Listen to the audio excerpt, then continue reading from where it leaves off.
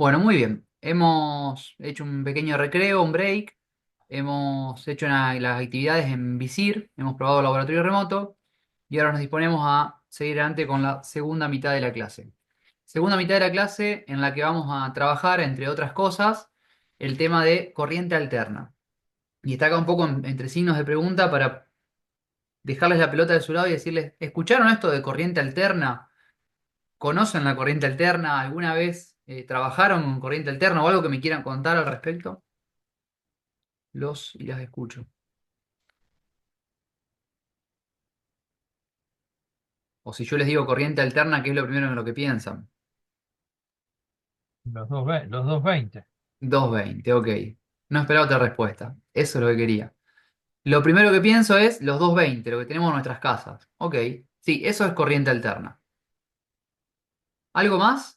¿Solo eso es corriente alterna?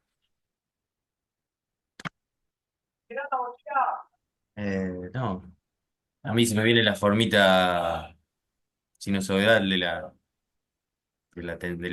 bueno, forma de la tensión Bien, perfecto.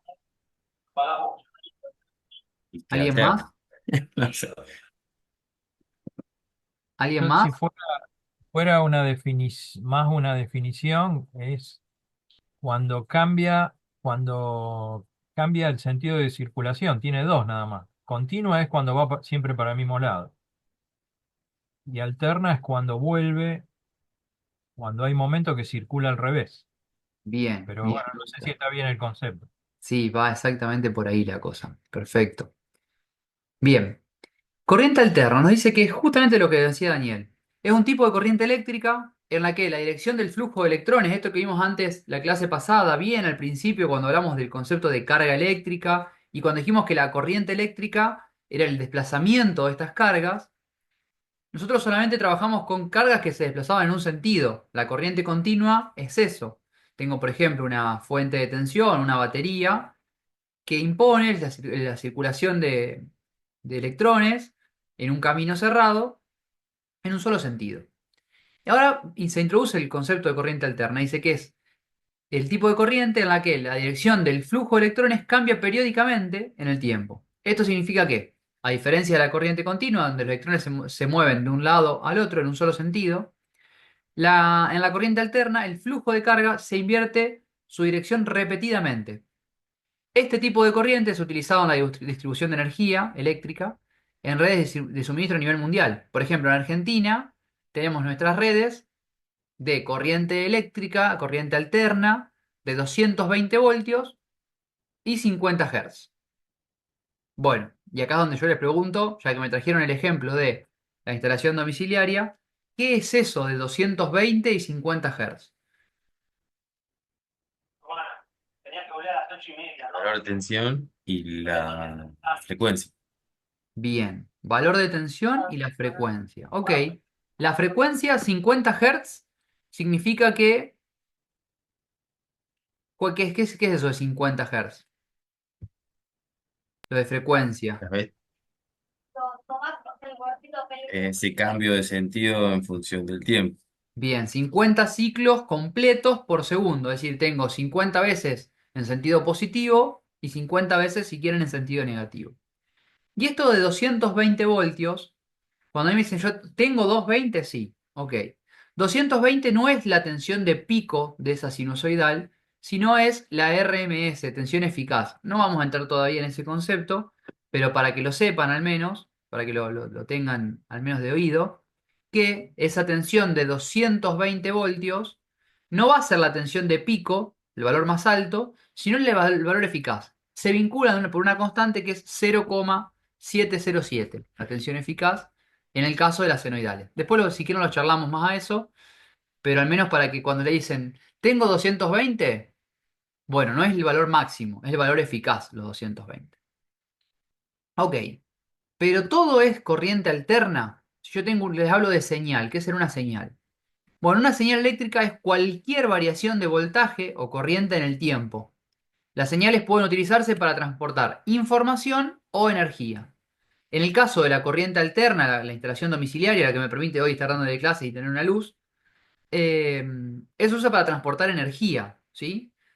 desde alguna estación, algún lugar donde se genera, después tener una estación, una subestación, van cambiando los valores de voltaje, llegará por cables a mi casa, transportando energía. La idea es transportar energía. En el caso nuestro, no lo vamos a usar tanto a las señales eléctricas como a la corriente alterna como para transportar energía. Lo vamos a usar mucho para transportar información. ¿Cómo podemos hacer para transportar información en señales? Ese va a ser uno de nuestros objetivos también en la diplomatura.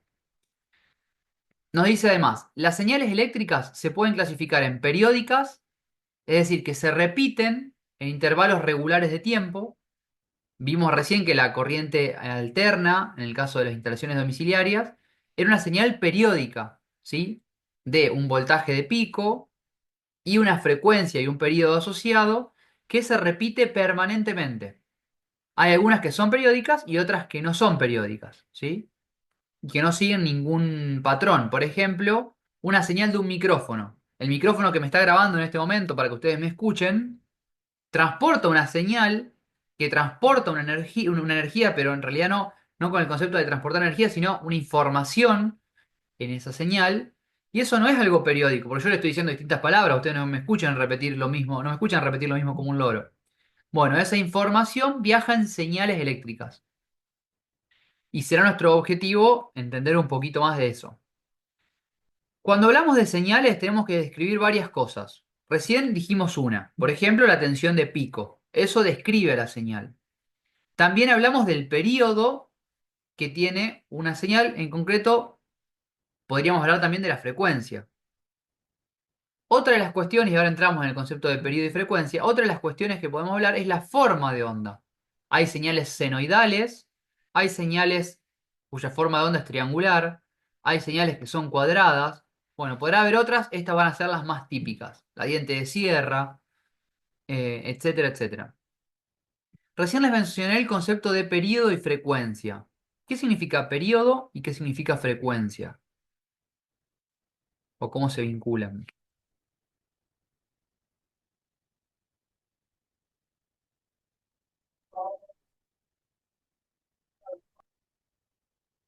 Periodo es el intervalo de tiempo que dura esa regularidad. Y Ok, frecuencia, la cantidad de veces que ocurre en un segundo, creo, o en un ok. minuto. ¿Alguien más? Está bien eso. Sí, o sea, el periodo es ese intervalo y bueno, y la frecuencia es las veces que se repite eso en el tiempo. Entonces, ¿Y cómo hay alguna frecuencia. vinculación entre uno y otro? La frecuencia a la inversa del periodo, ¿no? Perfecto. Va por ahí. El periodo, si vemos por ejemplo esta señal senoidal, podríamos medirlo en cualquier parte. Convenientemente lo empecé a medir para graficarlo desde que inicia, si quieren acá, desde que cambia su sentido negativo o positivo. Entonces, si yo mido, veo esta señal. En el momento en el que vuelve a empezar, se vuelve a repetir, si quieren, este patrón que sigue esta señal, eso es un periodo de la señal. Si yo la miro de vuelta en ese mismo periodo, voy a ver exactamente la misma señal. Se repite periódicamente una y otra vez. Ahora, si yo hago la división uno sobre ese periodo, es la inversa, tengo la frecuencia. ¿Está bien? Se relacionan de manera inversa. ¿Habrán sentido escuchar alguna vez en la radio?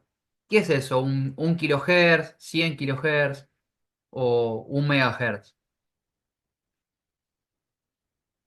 Es la frecuencia en la que viene particularmente la señal de radio. Eso es la frecuencia. Y tendrán longitudes de onda, este periodo será más corto o más largo de la señal sobre la que viene montada esa información de radio. Bien, respecto a los instrumentos para trabajar con señales en un laboratorio, vamos a usar generadores de onda, ¿sí? Los pueden escuchar como GAF, generador de onda, generador de señales, que me van a permitir generar justamente este tipo de señales y vamos a usar osciloscopios para verlas. Empecemos por el generador. El generador, bueno, este por ejemplo es uno típico que tenemos en uno de los laboratorios de la Facu. Va a haber de distintos tipos, obviamente, distintos fabricantes, distintos modelos, mayor o menor complejidad, pero como para que se familiaricen o vean uno, al menos uno bien sencillito. En estos generadores puedo seleccionar el tipo de onda, podría seleccionar senoidal, cuadrada o triangular, podría seleccionar una frecuencia, ¿sí? En un rango, y después tener un ajuste fino con una perillita que termino de seleccionar, por ejemplo, 333 Hz. Ok, pondré en el rango de los 300 y a mano puedo terminar de ajustar la frecuencia. Puedo fijar la amplitud de esa señal, que generalmente tenemos dos formas de medirla. Una se llama de pico, tensión de pico, es cuánto es la tensión máxima. Y la otra, la que llamamos tensión pico a pico, BPP, que es entre un pico y el otro qué diferencia de potencial tengo. En concreto, si volvemos a esta señal, la BP sería medida desde el eje hasta acá, y la BPP, la tensión de pico a pico, de entre un pico y el otro, cuál es la diferencia de potencial. Bien, esto es un generador de ondas, generador de frecuencias. La otra herramienta muy típica, muy usada, es el osciloscopio. Hay osciloscopios analógicos, como es el caso de la izquierda, que son por ahí asociados más a los circuitos analógicos, algo más viejito, pero para nada fuera de uso o desactualizados, porque realmente tienen un uso muy actual, si bien en la generalidad de los casos hoy optamos por osciloscopios digitales. ¿Cuál es la diferencia? ¿O para qué sirve un osciloscopio? Bueno, ya lo vamos a ver a eso. Pero particularmente el osciloscopio digital lo que hace es tener una mini computadora adentro, muy potente, que puede muestrear, tomar pequeñas muestras de la señal repetidamente y mostrarnos en una pantalla lo que está viendo. Para eso se usa un osciloscopio. Ahora, el osciloscopio analógico no tenía ninguna computadora, ni siquiera se usaban computadoras en esa época tanto, y con circuitos analógicos me permite ver la señal en su estado más puro, sin haber sido muestreada. De manera analógica la veo en un continuo, con la particularidad que solo podré ver señales periódicas. En el osciloscopio digital puedo ver un tren de pulsos, puedo ver cualquier señal, sea o no periódica. Cada uno tiene sus pros y contras, sus limitaciones. Dependiendo de la aplicación, puedo usar uno u otro. Lo cierto es que hoy, y más en el mundo de los sistemas embebidos, vamos a tender a usar digitales. Y sí, si están en un diseño electrónico muy complejo, podrían usar, valdría la pena alguno analógico. Pero bueno, en concreto, Walter, me hablaste un montón de osciloscopios hasta ahora y no me dijiste para qué sirve. Bueno, el osciloscopio es básicamente, dice ahí, un dispositivo de visualización gráfica que muestra señales eléctricas variables en el tiempo. Y vemos, tiene dos maneras grandes de operar. Uno, en barrido interno, o lo que llamamos gráfica temporal, y otra en XY. Entonces, ¿nosotros qué hacemos? Podemos conectarle una o dos señales, o tres o cuatro, dependiendo cuántos canales tenga, y podemos ver esas señales en función del tiempo. ¿Qué sería verla en función del tiempo? Ver esto que tenía acá. Veo la señal en función de cómo varía el tiempo. En este eje tengo el tiempo. ¿Sí? Va pasando el tiempo y la señal va variando, va fluctuando. Esto es una gráfica temporal. Por ejemplo, tensión en este eje, voltaje y tiempo. Esa es una forma de ver en el osciloscopio. El barrido interno, en donde representamos voltaje y tiempo. Otro modo de uso de los osciloscopios es graficar señales en función, una señal en función de otra. Eso sería lo que nos permitiría configurar el modo XY del osciloscopio. En donde yo puedo ver, por ejemplo, si en una señal de alguna forma puedo ver tensión y en otra puedo ver corriente, podría estar graficando las típicas gráficas que venimos viendo del diodo, de la relación volt-ampere. O es muy útil en electrónica, en electricidad a veces, ver una señal en función de otra. Para eso se usa el modo XY. Pero lo cierto es que en el osciloscopio siempre vemos potenciales, siempre vemos tensiones. Si quieren se pueden llevar a esta definición y no digan que se las dije yo, pero el osciloscopio es una máquina de ver tensiones. ¿Sí? Yo no puedo ver directamente corrientes con el osciloscopio. Siempre puedo ver tensiones. Si quisiera ver corriente, puedo usar un artilugio de hacer pasar la corriente por una resistencia. Como sabemos que es lineal la relación, Entonces puedo, a través de conocer la tensión, conozco indirectamente la corriente. Pero si quieren definición de osciloscopio, que no les dije yo, una maquinita de ver tensiones, ¿sí? Vemos señales, vemos cómo se grafican esas señales en función del tiempo o en función de otras señales.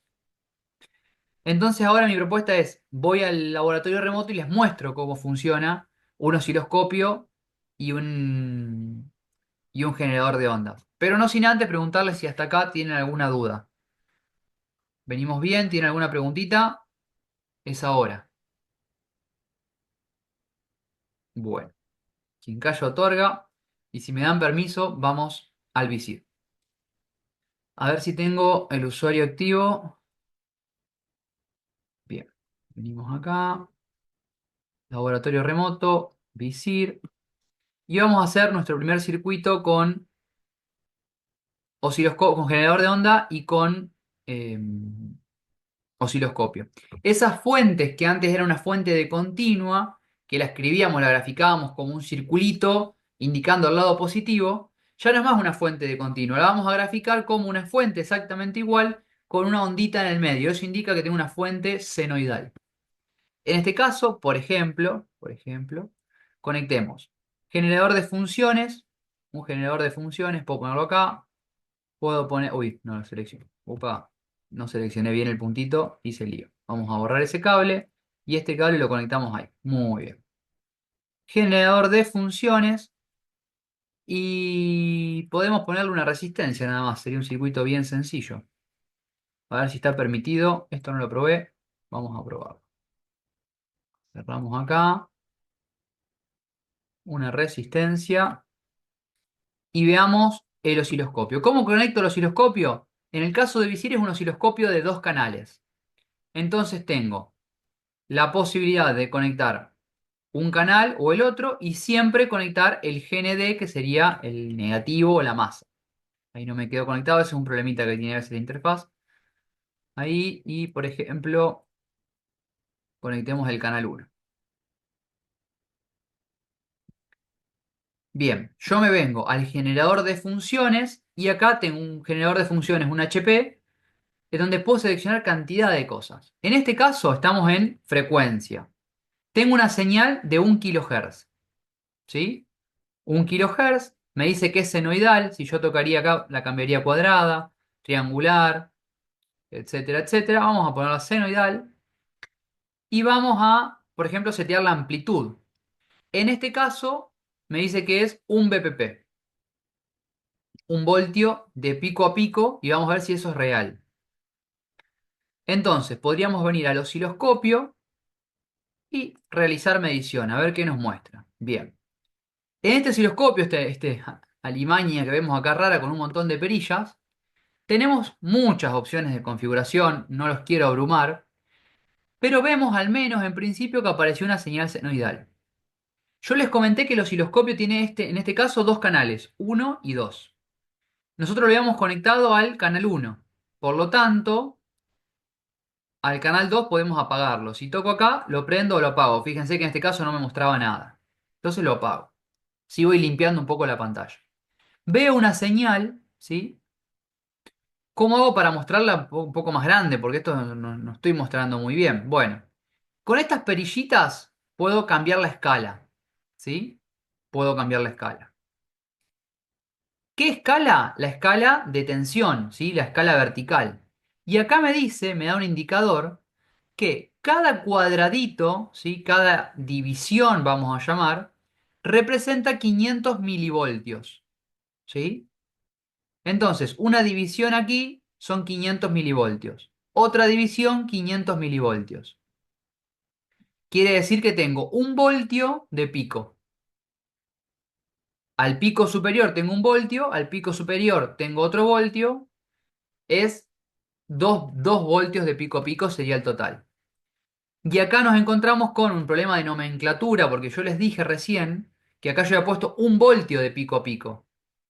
Y en el osciloscopio estoy viendo que tengo en realidad 2 voltios de pico a pico. Bueno, a veces entre instrumental europeo e instrumental yankee utilizan el pico a pico de manera distinta. Bueno, en este caso, eso que me dice de BPP es de pico. Pero igualmente no la sigo viendo muy linda, está toda como comprimida esa señal. Bueno, lo que puedo hacer es cambiar la escala temporal. Con esta perilla puedo cambiar, fíjense, las divisiones temporales. Ahora cada una de estas divisiones representa 100 microsegundos. Veamos si fue suficiente. Bueno, ahí ven que dice como un zoom. La amplié bastante, quizás me pasé. Llevémoslo a 200. Ok. Ahí veo que es una señal periódica, empieza, termina y se vuelve a repetir. Y cada una de estas divisiones son 200 microsegundos. ¿Yo qué puedo ver acá? Puedo ver, por ejemplo, el periodo. ¿Cómo mido el periodo de la señal? ¿Alguien se aventuraría a ayudarme?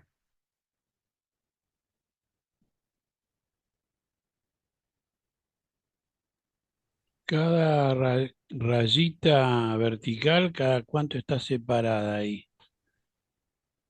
Cada rayita vertical, estas acá, está Sí, separada entre esa 200 microsegundos, me dice acá.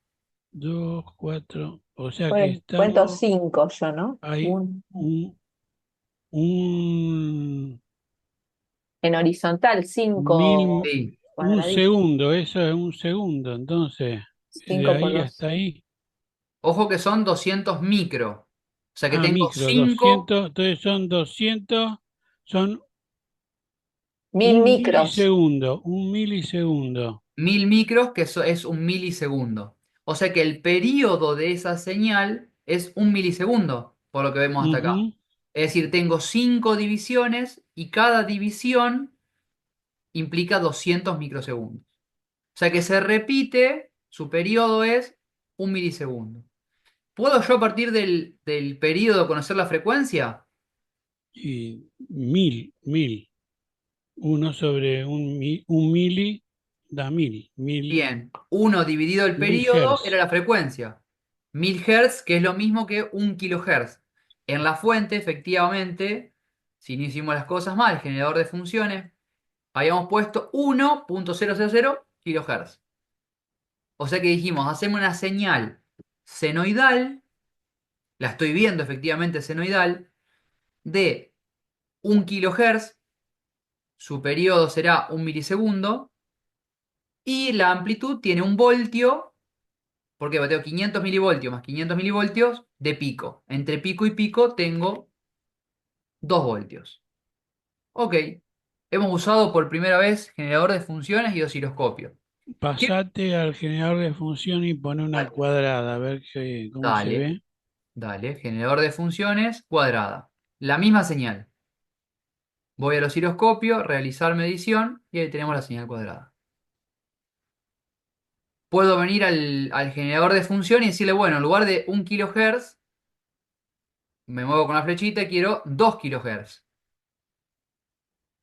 Voy al osciloscopio y efectivamente, si ahora hago las cuentitas, puedo medir el periodo de manera directa e indirecta a través de un cálculo, la frecuencia y comprobar que son 2 kilohertz. O bueno, podría también cambiar la amplitud. Generador de funciones, en el apartado de amplitud, le puedo poner 2 voltios o 3, qué sé yo, lo que quieran. Voy al osciloscopio y efectivamente se agrandó. ¿Qué hubiera pasado? ¿Qué hubiera pasado si yo en el generador de funciones ponía, no sé, 4? Vengo al osciloscopio y no veo el techo y el piso de la señal, veo esas barritas. Bueno, la escala me quedó chica, me quedó mal la escala. ¿Cuál tengo que cambiar? Esta perilla era la escala de tiempo, esta era la de la amplitud. Bueno, chicos, escala, hago otra medición y ahora cada división implica un voltio. Me lo dice acá cambió. Entonces tengo 1 voltio, 2 voltios, 3 voltios, casi que 4 voltios de pico. Y si después incremento aún más, empiezo a encontrar que quizás el generador no es tan perfecto y nos encontramos con la realidad de la electrónica, que capaz que yo le pongo 4 voltios y salen 3,8. Bueno, ahí empiezo a encontrar un poco con la realidad y esa es la importancia de VISIR o de un laboratorio remoto. Podría prender el otro canal y tener dos señales, podría hacerlo, o tomar dos mediciones. De hecho, podemos probar esto, miren. Ya no midamos más la tensión o la resistencia, que bueno, es bastante sencillito. Agreguemos un diodo y veamos qué pasa. Agreguemos este Walter, diodo. Sí, do- eh, respecto del osciloscopio, sí, que mide voltaje. sí. em, ¿Esto es como si fuera un tester de autorrango o vos tenés que ponerle topes tenés que ir seleccionando el voltaje que te esperás que va a tener? Es ¿O una buena empezás de un pregunta. voltaje mayor y vas bajando o solo se te va de escala y vos lo vas bajando hasta que lo encontrás? Bien, es una buena pregunta. En el caso de los digitales nuevos, son bastante sencillos. Tienen un botón que dice auto y solo te configura el rango. Te muestra la señal lo mejor posible. En el caso de estos que son analógicos, es todo un proceso casi de alquimia, aprender a usar bien el tema de los rangos y no, ya no tengo más ningún Aprendés tipo de autorrango, tengo que yo a a mano ajustarlo. buscar la señal.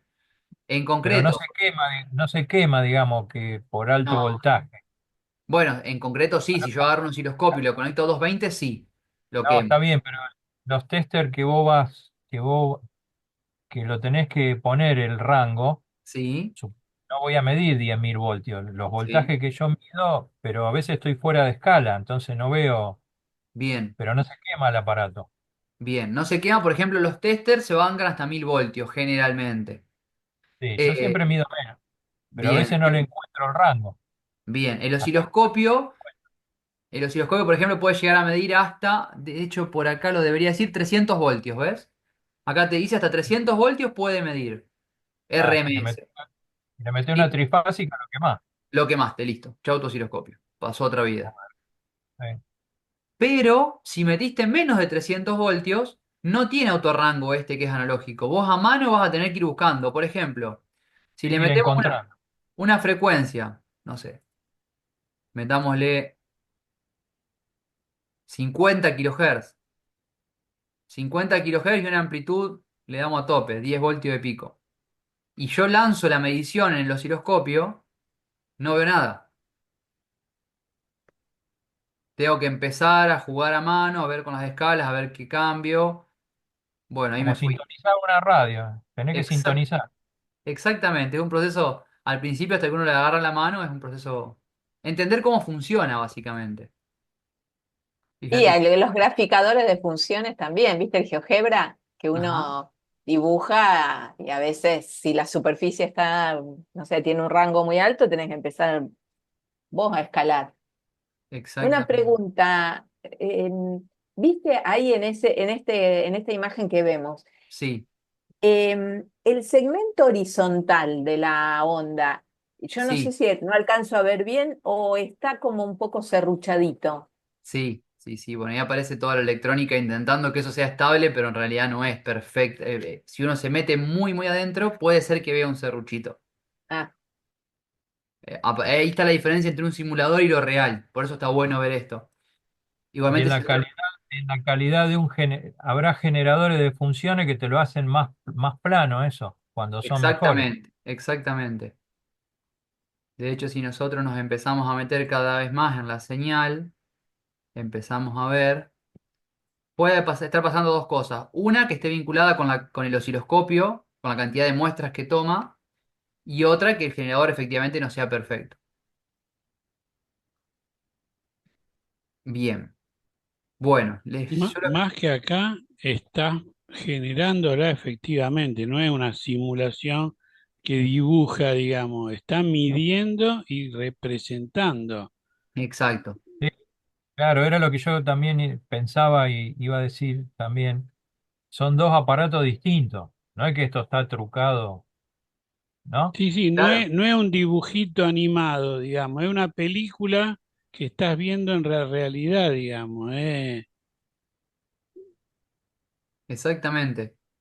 Por eso luché tanto con el campus para poder darles este acceso a este laboratorio, porque por ahí podía ser el caso de que alguien no tiene en su casa una fuente o un diodo para probar, y está bueno esto de que sea real.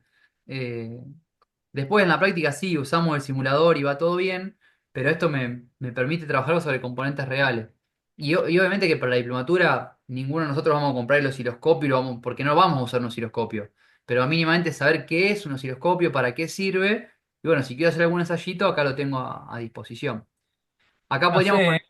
no sé, porque ya estuve mirando Mercado Libre mientras yo nunca vi un osciloscopio y hay cosas, no te digo que son baratas, pero no son inaccesibles. No, no, no, sí hay de Hay todo. cosas hay de mano ahora, hay cosas chicas. Sí, sí, sí, están cada vez más accesibles. Bueno, ¿qué hice acá? Acá conecté el diodito y puse un canal del osciloscopio sobre la fuente, viendo la senoidal. Y el otro canal, tenemos dos canales, lo puse sobre el diodo, a ver qué es lo que pasa. Volvamos al generador de funciones, vamos a la original. Si quieren, no sé, 3 4 voltios, senoidal. Y la frecuencia, bajémosla un kilohertz para no tener tanto. Upa, me fui para el otro lado. Acá puedo configurarlo numéricamente. Si yo toco el Enter Number, puedo poner los numeritos si es mucho y si estoy cerca con la perillita. Si quiero pasar de un head a un mega, voy a estar una hora dando vuelta. Así que ahí lo pueden poner a mano. Bueno, hay 1 kHz. Osciloscopio, realizar medición. Estuvimos toqueteando bastante. Vamos a moverlo otro poquito. Así. Prendemos el otro canal. Ponemos los dos al mismo nivel. 1 voltio. 1 voltio. Y bien, ¿qué estaremos viendo? En el canal uno, como les dije, estábamos viendo la tensión senoidal pura saliendo del generador. En el canal 2 estoy viendo la tensión sobre el diodo. Y acá revienta todo, revientan sus cabezas. Apago el uno si quieren. ¿Qué es lo que estoy viendo ahí? ¿Qué será lo que estoy viendo? ¿Por qué la señal sobre el diodo tiene esa forma? Porque ¿Alguien cuando sabe? la corriente alterna va para un lado lo deja pasar y Sí, cuando va para el otro no lo deja pasar y entonces sale, no es un cero absoluto, tiene un poquito pasa ahí. bien, perfecto. Va por ahí la cosa.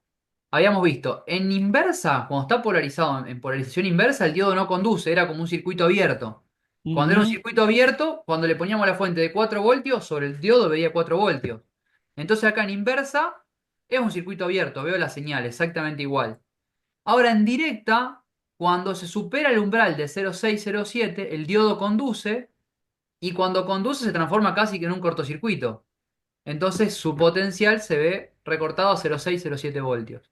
Y hemos hecho el primer rectificador. Esta es una de las formas más elementales de pasar de alterna a continua, en la que pasamos de corriente que puede circular en los dos sentidos a una que casi que puede circular solo en uno, con el uso del casi, porque hasta 0,607 el diodo bloquea y recién ahí entra a conducir.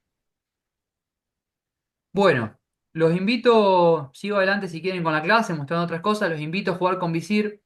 Me lamento que por ahí no puedan hacer el circuito que se les ocurra, porque tenemos limitaciones por la seguridad.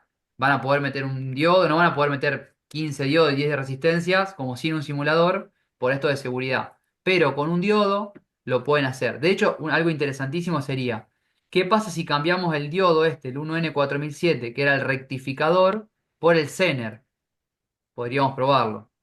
Podríamos cambiar el rectificador por el Zener y ver qué pasa. Eso un poco se los dejo de tarea para jugar.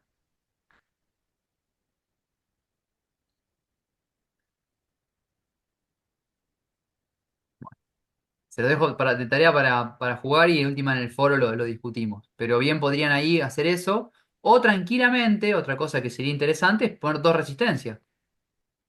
Si tengo una resistencia de 1K y una de 10K, ¿dónde está la de 10? 10K acá. Cierro, saco el diodo y pongo otra resistencia. ¿Qué pasará acá? Bueno, veamos. No sé si me deja esta medición, sí. Fíjense que obviamente voy a tener una tensión más grande en una y en otra una tensión más chica. Saben que acá tengo dos unidades distintas. Pero una parte de la tensión cae sobre una resistencia y otra parte cae sobre la otra. ¿O qué pasaría incluso si invierto y pongo el orden de las resistencias? Yo estoy midiendo sobre una o sobre la otra. Bueno, esto un poco se los dejo de tarea, a menos que, bueno, si tiene alguna duda puntual, lo vemos. Si no, paso a los siguientes temas. Hoy intentaré no llegar tan lejos con la hora. Bien, acá estaba propuesto un recreíto. Si les parece, lo hacemos. Si no, sigo, no me queda mucho. Me quedarán 10 o 15 minutos. Entre el recreo y los temas llego justo a la hora. Si prefieren, cortamos. ¿Seguimos? Siga, Seguimos. siga. Adelante. Bueno. Operaciones lógicas. Ya Dirse, estamos endulzados, ¿no es cierto? Dirse, ya está. dirse que es una operación lógica. Vos lo podés explicar mucho mejor que yo.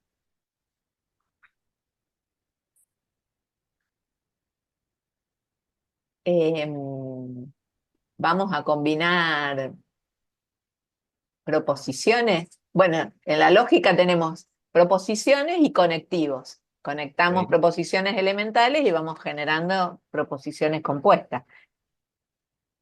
Acá, bueno, eso será, habrá que hacer el parangón con los circuitos. Ok, excelente. Bueno, ¿Alguien y se más? analiza el valor de verdad, ¿no? Sí, De exacto. que en el circuito sería hay corriente o no hay corriente. Bien. En el Instagram salieron ustedes mencionados, che, de la Ah, facultad. ¿viste? Porque lo que no se publica no existe. Lo que no está en Instagram no existe. Entonces, ahí fuimos. Bien. Bueno, operaciones lógicas. Como dice Dirce, vamos a introducirnos en esto de operaciones lógicas. ¿Alguien más se anima a decirme qué es una operación lógica? ¿Usaron alguna vez una operación lógica? Intuitivamente diría, si pasa algo, hago tal cosa, y si pasa tal otra, hago otra cosa distinta. Bien. Estoy seguro que lo deben usar todos los días cuando presionan la tecla para prender la luz cuando se levantan o cuando entran a sus casas. Si presiono la tecla, cierro el circuito, se prende una luz. Esa es una operación lógica de la más elemental que existe.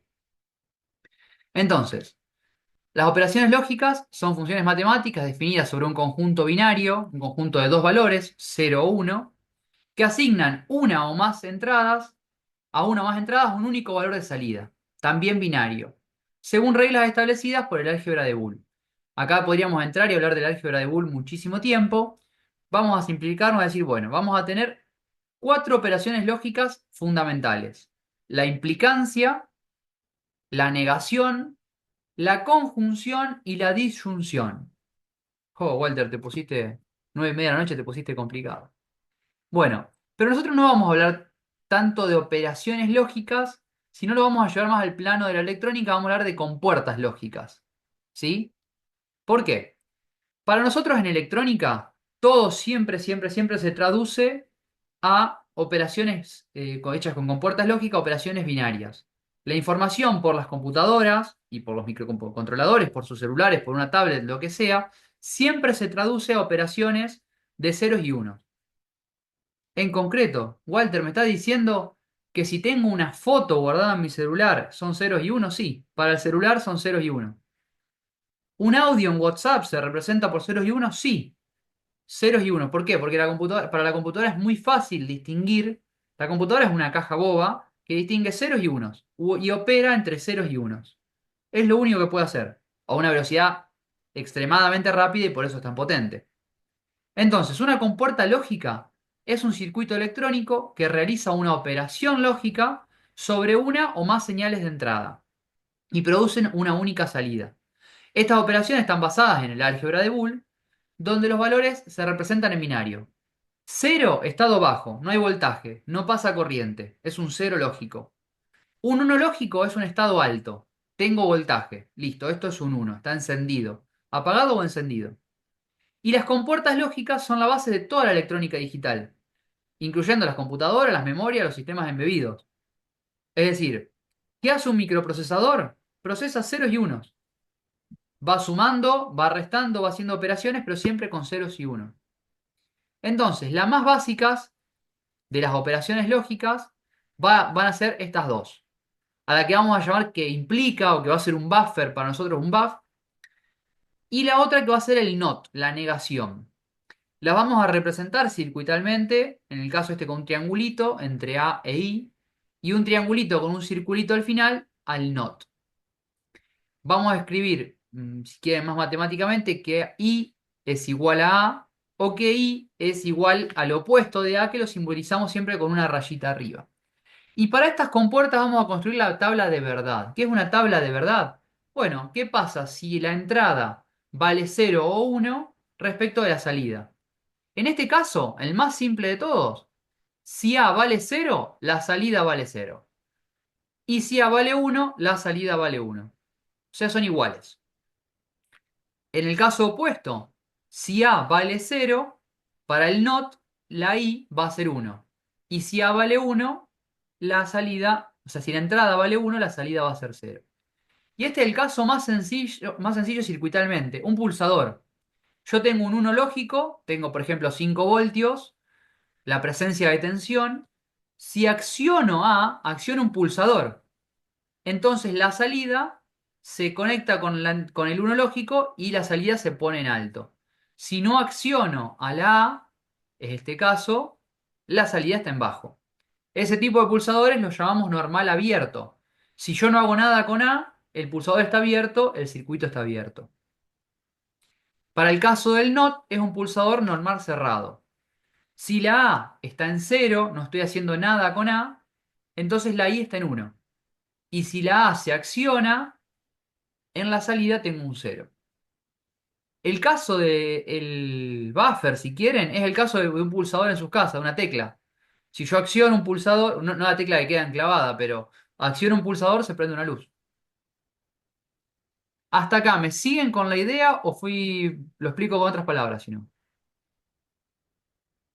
El timbre sería. El timbre, bien. Me encanta, los ejemplos de Fernando son los mejores. Oh, La semana pasada con el contador de agua y esta semana con el timbre, me sorprendiste.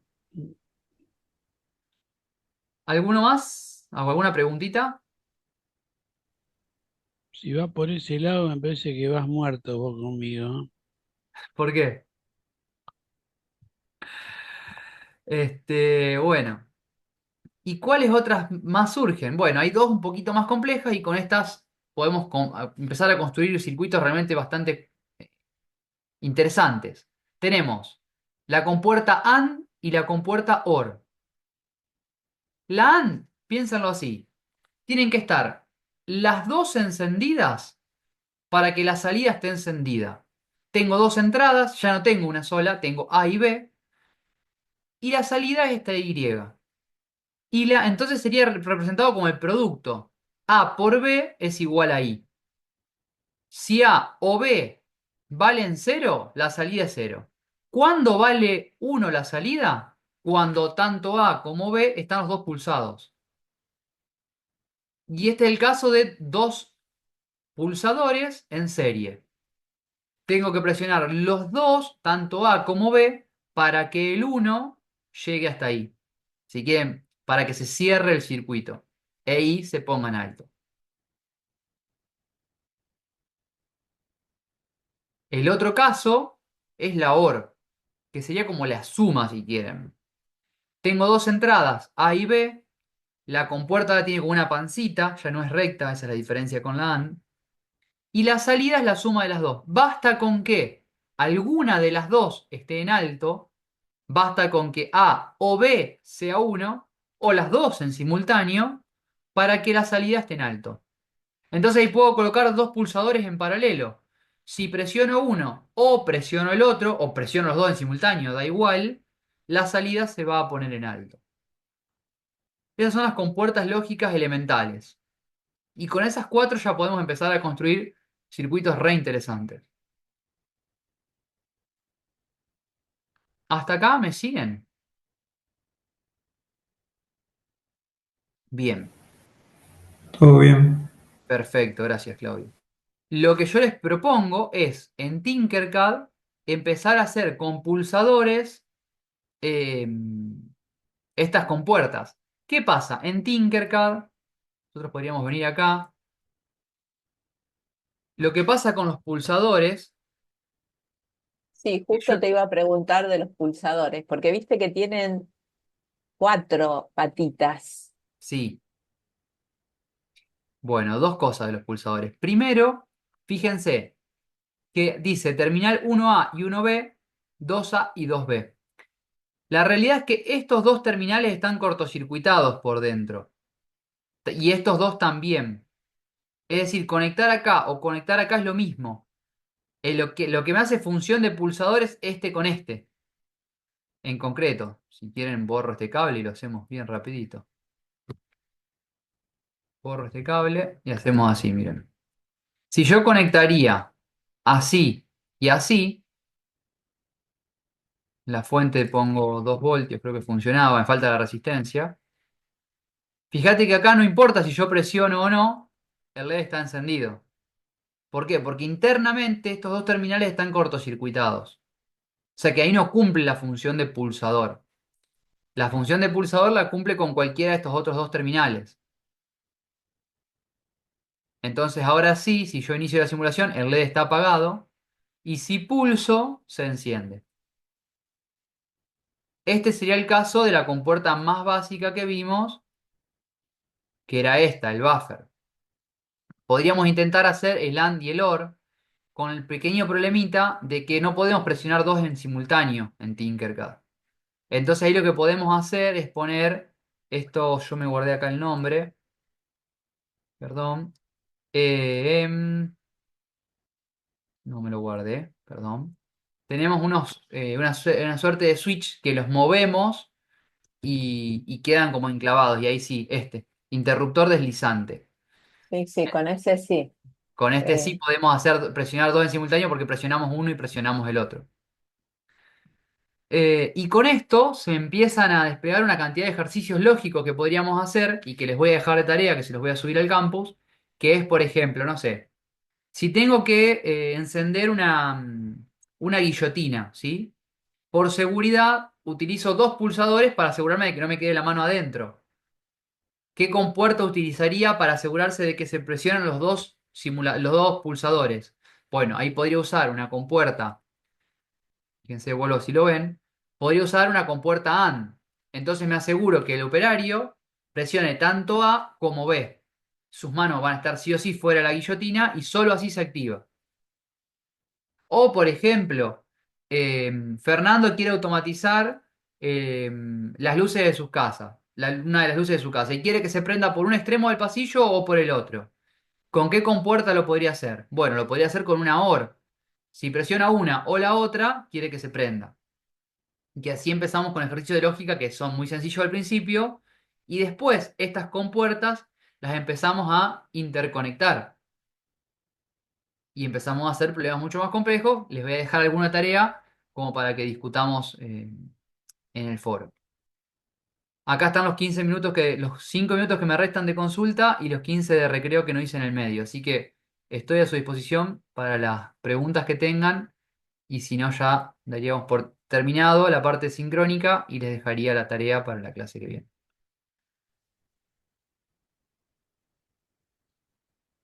Fernando, Dirce, si tiene alguna sí, yo pregunta, te hago una pregunta por favor, por favor. de curiosa. Siempre se notan así A por B y A más B, Sí. con el más, digamos, pero hace referencia a la suma, no, no, Claro, no, es es la un suma. símbolo. Con álgebra de Boole es la suma, porque basta con que alguno de los dos sea uno para que I sea uno. Eh, y no tiene nada que ver con que el uno más uno es uno. Claro, Eh, porque viste que cuando uno trabaja con binarios, uno más uno es cero. sí. Y En acarreo un ese, uno, digamos. Pasa que en el álgebra de Boole establecemos un montón de reglas. Nosotros no vamos a ver álgebra de Boole en detalle, bueno, tampoco bueno. que yo sea un Por experto, eso, pero ese más es de esa álgebra. O claro, sea, del álgebra de ese Boole. más de ahí. Ah, bueno, El bueno, álgebra de eso. Boole. Boole estableció reglas Sí, en su propia álgebra, digamos, y una de ellas es que uno más uno es uno, digamos, bien. trabajando en operaciones con álgebra de Boole. Puedo hacer producto y después aparecen operaciones mucho más complejas y todas las propiedades. Se estudia completo, propiedad asociativa, conmutativa, etcétera. Hay Sí, sí, sí. libros enteros de eso. Todo lo que involucra un álgebra, porque un álgebra es algo aparte, digamos. Sí, sí, sí. Nosotros Está- en Sistemas Digitales 1, una de las primeras materias que vemos esto, nos pasamos largos meses haciendo operaciones y álgebra de Boole. Y Ujú. después hay sistemas muy complejos con cantidad de compuertas y hay sistemas o algoritmos que seguís una línea una forma sistematizada de resolverlo en que lo achicás a su mínima expresión. Y capaz que un circuito que tiene, no sé, decenas de compuertas, lo empezás a achicar, achicar, achicar y te quedan poquitas compuertas que resuelven lo mismo. Ahí están, Claro. hay formas sistematizadas de resolver esos problemas que están muy interesantes, que bueno, no las llegamos a ver en el curso, tampoco tiene el objetivo eso la diplomatura, pero también al que le interese está. Eso usamos, por ejemplo, se llaman mapas de Carnot, escribimos unos mapas así con tablas de verdades gigantes y empezamos a simplificar, están re interesantes esos ejercicios. ¿En qué materia ven eso? Sistemas Digitales 1 es la Ah, primera materia de digitales, ujú. allá por tercer año de electrónica. Bueno.